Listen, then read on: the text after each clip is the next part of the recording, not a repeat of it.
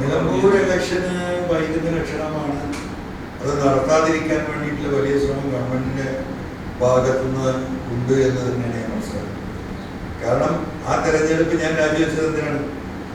പിണറായി സത്തിനെതിരെ കേരളത്തിന്റെ ജനമനസ്സ് എന്താണ് ഇന്നത്തെ സ്ഥിതി എന്ന് കാണിച്ചു കൊടുക്കാൻ ഉതകുന്ന തരത്തിലുള്ള ഒരു തെരഞ്ഞെടുപ്പ് റിസൾട്ട് നിലമ്പൂരിൽ നിന്നും ഉണ്ടാകുന്ന ഞാൻ മാറി നിൽക്കുന്നത് രാജിവെച്ചു. അത് സ്വാഭാവികമായിട്ടും ഏറ്റവും വലിയ പ്രതിസന്ധി ഉണ്ടാക്കുന്ന ആൾക്കാർക്കല്ലേ. അപ്പൊ അവരെ സംബന്ധിച്ച് തെരഞ്ഞെടുപ്പ് നടത്താൻ താല്പര്യം ഉണ്ടാവില്ല.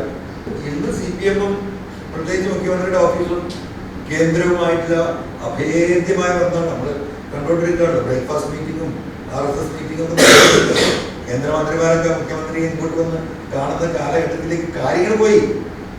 അപ്പോൾ മുഖ്യമന്ത്രിക്ക് അങ്ങനെ ഒരു പ്രയാസമുണ്ടെങ്കിൽ ആ പ്രയാസത്തിൽ നിന്ന് മുഖ്യമന്ത്രി രക്ഷിക്കല് കേന്ദ്ര ഗവൺമെന്റിന്റെ RSSന്റെ ഉത്തരവാദിത്തമില്ല.